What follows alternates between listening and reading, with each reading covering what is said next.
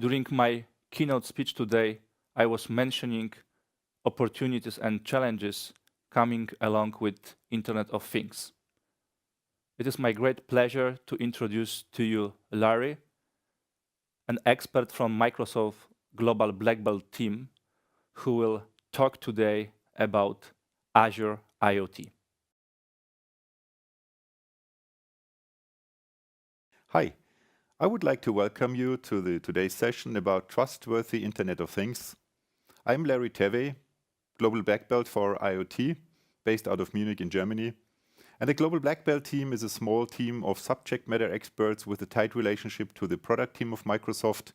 And we have different tasks. So on the one hand, we support the Microsoft organization to enable them to sell IoT. On the other hand, we also create a partner network. So we have partners to help our customers and partners to connect their things with the internet, which is typically one of the first challenges they face. And we have partners like system integrators, solution providers, which some very mature, out-of-the-box, usable vertical applications in different industries, and also telcos and resellers.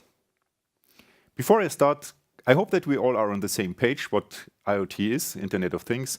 This is the business about smart, connected products, connected things, devices, and bringing cyber world and physical world together in a cyber-physical world. And this is facing some challenges, and I want to start with some scary stories. This is from a report from Homeland Security in US. On your left-hand side, you can see a picture of a highway system in North Carolina, which was affected from some malicious actors. And they had access to the system, and they could do some strange things with traffic lights and have a really deep access to the system. And in the end, they were not satisfied and put this message out on this display here to show everyone we have full control about the system. Luckily, no really harm was done. But after analyzing how the people could get access to the system, and if you think about it, really the first thing comes to your mind happened. This is a system a bit more than 5 years old. Someone found an RJ45 port, a network port, put the network cable in it, both sides in a computer, and then they had access to the system with a user interface connected to this network outside of it. And the system was telling, hey, welcome to this national highway system. Please enter your credentials. And the guy tried something, and they didn't even bother to change the default admin password, which was blank. So admin blank, go in. So this is an easy way to get access to critical infrastructure. And also the example on the right side, which is a water treatment plant. So some people got access to this system in a very similar way as to the highway system. And they could also change some critical things here. Fortunately, they did not. What they did is they took screenshots over the time and posted them on Twitter. So this shows that due diligence about security in IoT is very, very important. And there are different players in this game.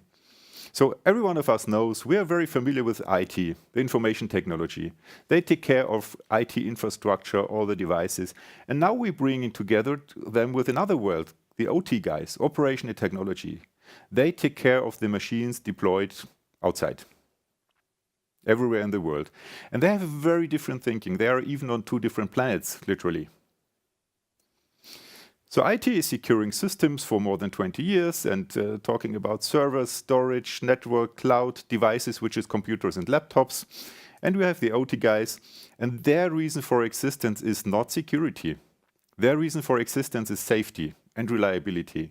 They take care that the machine doesn't harm the environment, or the robotic arm probably kills people. So they put a fence on it, and they take care about safety on site. And now with the IoT, this is the promise of the system of systems. And this brings together these 2 worlds, IT and OT. This brings into the information technology the hardware device specialists. And they don't talk the same language. They don't even understand the same threats. So this is a huge problem for IoT when thinking about security and safety. And there are even more aspects I will cover. Why is IoT vulnerable? The first thing is bill of material, it's cost.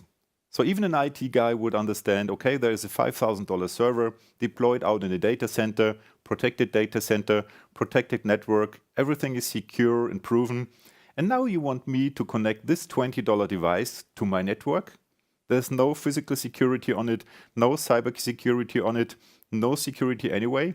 And deciding whether to implement security on a $20 device, which costs maybe 50 cents for a TPM chip, this is a boardroom discussion. That's a big thing. That's a no-brainer for a $5,000 server, but for a $20 device, it increases manufacturing cost and the whole business model. And then these devices are unattended. They are out there deployed in the world. They are on roofs of buildings, in malls, in airports, and they are not centrally managed. They are user managed. A network on the one hand is a good thing. On the one hand, it's bad. It's dangerous. It's more access points for attackers. And then mobility is also increasing complexity for security in IoT. As some of these things are designed to be mobile, they move around, like cars or aeroplanes. And even during the life cycle of such a device moving around, regulations and laws might change. Imagine a plane going from here to China. It might even cross different regulatory regimes, allowing to upload data or not, or handling this profile of this device differently. And we had the last one here already covered. And then the brownfield, the legacy devices. There are trillions of dollars worth devices out deployed in the world. It's a big invest. And now customers and partners are coming, hey, I want to have this shiny, fine thing called IoT and all the value of it. I have a multi-million-dollar invest out there with my machines deployed already in the market. They are not designed to be secure. They are not designed to be a part of a larger network of machines, but I want to have all this shiny and additional value of IoT on it. So that's a challenge to be aware of. And if we think about security for IoT, we suggest to take a holistic approach. With Microsoft, we have different solutions and offerings and products for you to make your IoT solution end-to-end secure, but don't think just about security. It's also privacy and it's reliability and safety. There's not only one of these threats coming to your systems, they will be all there in parallel. There are environmental threats, malicious threats, human errors, and system faults in parallel. So the holistic approach is very important. And we offer, let's start on the client side, we offer different solutions over the full pipeline, which starts with the operating system on the device, deployed on the device. And we have here the Windows 10 IoT, which is designed for being deployed on IoT devices. And it's productive, it's commercial, it's proven, it's gone through all these processes. It's trusted, has some TPM chips on it, so it's very much secure. And it's good to connect the things, as it had a bunch of protocols on it out of the box. And this is not only one device, that might be a small device or a large device, a big device sending a lot of data. So we have different layers in Windows IoT. Windows 10 IoT from the Windows 10 family, which is Windows IoT Core here on the bottom line, which is designed for devices which don't have an extra user interface on it, like an IP camera or Wi-Fi router. The next one is Windows 10 IoT Mobile, which is designed for example, barcode scanners or mobile devices. And then we have the Windows 10 IoT Enterprise, which is, by the way, the same as the Windows 10 Enterprise, plus some IoT capabilities on it. And you can even deploy this on a jet engine or an MRT device or robotic arm. And to put it in the cloud, we have built this IoT cloud with security as a foundation. And TPM 2.0 is a standard, an industry standard, by the way, and it's most probably deployed in all the laptops you're using today. And onto this TPM 2.0 technology, we added APIs for developers to access all these features and build applications on it easily. And now let's move up in the stack. Microsoft Azure, you probably heard about it. It's our cloud secured from the ground up. And it's the probably largest online services in the world. It's not one data center, it's more than 30 data centers. And we have constant monitoring. You have a digital crime unit taking care for cyber criminals. You will hear more from Maria later. We have this security response center and malware protection. So all this is a complete secure solution end to end. And then on top of this, we have this Azure IoT Suite, which is an intelligent selection of services addressing your needs in IoT. So from getting data from your device to analyzing the data in the cloud, doing some processing and predictive analytics, machine learning, and there are some visualization capabilities with Power BI, and some vertical applications where we thought this is the most common, which is remote monitoring and predictive maintenance. And we even open sourced this and put it on GitHub so that you can customize and get to your own secure, safe, perfect fitting solution. And if we watch the whole pipeline, it's from putting some software on the device, and it can not only be Windows 10, of course, Windows 10 IoT we were speaking about. It can also be some Arduino, some Android, iOS stuff. So we have some libraries also put on open source on GitHub. So everything is possible to connect your device with the cloud, where you can do some analytics here. And the value is not just coming from connecting things with the internet.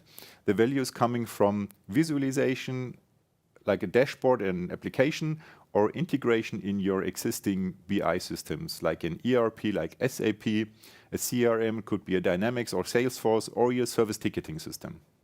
And talking from a device to the cloud, we have several security mechanisms installed here. That's X509 TLS-based communication, so the device will be registered and they exchange keys mutual. And also the cloud can reject a device if it thinks it's compromised. So and what we thought is about defense in depth. There are different roles. There is a device manufacturer, there are software developers putting the software on the device as a firmware. There are the companies to deploy this firmware, the software, these devices in the market, and service providers and system integrators. And each of them plays a role, an important role about security, and each of them should really be aware about his role. And what we were putting together is some security best practices for each of these roles. So everyone should be aware. Here is an URL on the bottom side, and please check this URL.